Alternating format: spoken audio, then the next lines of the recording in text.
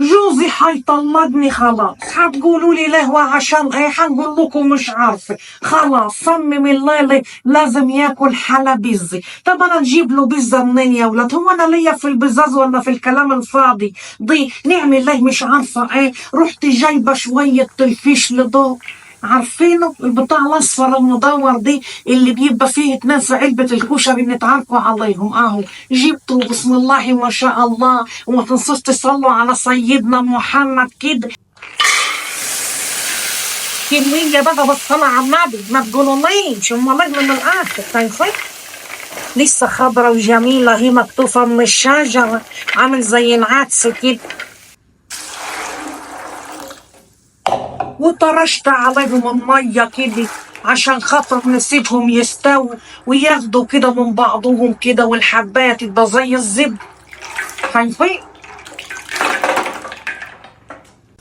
هنسيب بقى الحلبيزة تغلي كده على الولعة وتطيب وتبقى مية مية مع نفسه. يا اختي كنا قاعدين في قلب البطانية زي الفل انا وجوزي، بصينا لقينا التلفون بيرن. جوزي اللي ينطرش في ودانه سمع الرن، راح قايم واقف يشوف مين بيرن، لقى امه العقربة الحرباية عمالة تقول له انت دفيان ولا صقعان، انت صقعان ولا دفيان، وهو ما صدق بقى.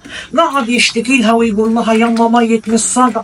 قالت له طب خلي مراتك اللي تنشل في ركبتي تقوم تعمل لك شوية حلبسي ولا تعمل لك اي حاجة تاكلها.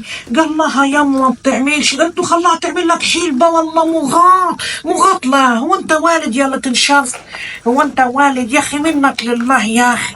الصلت بقى زي العيال الصغيرة وما صدق. قال لي فز يا مرة اعملي لي اي حاجة تدفيني. قلت له تعالى جنبي في البطانية، انا مفسية تحت الغطا اهو، تعالى كده اهوت وحتدفى وتبقى زي الفل. قال لي لا يا مرة انا عايز حاجة تدفي لي معدتي. قلت له جاتك السم الهاري اللي يقطع مصارينك ومعدتك مع بعض كده عشان نرتاح منك. وقمت بقى جبت الطماطمتين كده وقلت نصفيهم برضه عشان خاطر الحكاية دي احسن من 100 خلاط والله. وهنا بقى اللحظة الحاسمة، لحظة تقشير البصل. هنقشر بصلتين يكونوا حلوين كده ونحطهم في قلب الحمص المجدد دي عشان خاطر يغلوا معاه كده ويبقوا حلوين، يخلوه زي شوربة اللحمة كده. امال الشوربة تبقى صيفة وملهاش طعم ولا معنى؟ لا اسمعوا مني، تفلقي البصلة كده وتحطيها. حد هيقول لك بتحطي البصل؟ لا، ودي طماطمايه كمان ما تستخسريش، اللي تقدري عليه حطيه. اهو زي الفل يا ولاد، فل الفل الفل اهو. وتقلبي تقلبي كده الحاجة معاكي، حطيه في صواني اهو. هنا بقى لما تضحكي الطماطم كده في قلب المصفى مش هتنزل ولا قشرايح في قلب العصير، يبقى العصير معاكي ناعم وزي القشطة كده. بصي عامل ازاي اهو. لما تيجي تحطيه على حاجة تلاقيه مية خالص، مش فيه كتل كده ومجدر ولا ماسك في بعضه. لا، تعملي زي كده ما شاء الله. هنطرشهم عليهم دلوقتي مع الحباش والحاجات دي.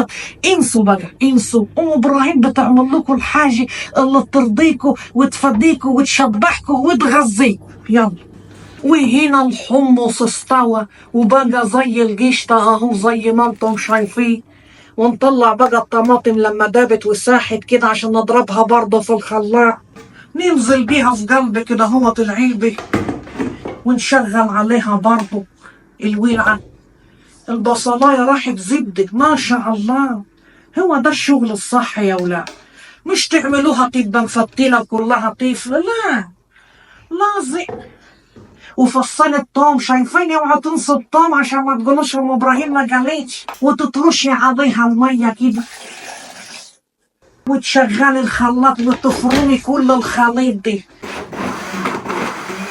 وحنفضي عليهم حبة الطماطم المتصفيين في المصفى، هم دول الأساس بقى اللي هيخلوها حمرا وزي الورد. ونضرب كمان ضربة واحدة كده وخلاص.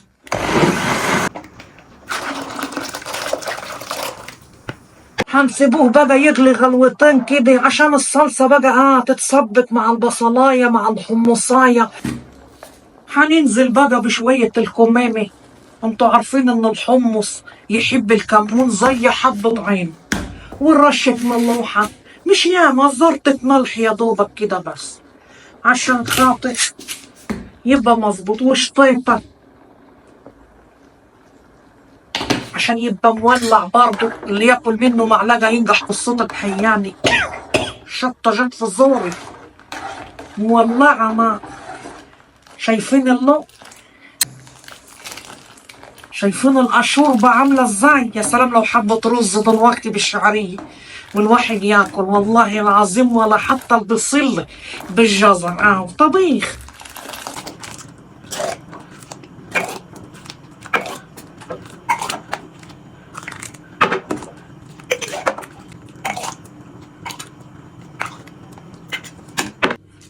معلقة برضه، اللي عايز ياكل بالمعلقة ماشي، اللي عايز يشفط بالشلموز يشفط، كل حاجة عندنا متاحة. ما تنسوش الليمون، عصرة الليمون دي هتنجيله معاكوا في حتة تانية. الله، خليتكم ام ابراهيم يا ولاد شاطرة قوي.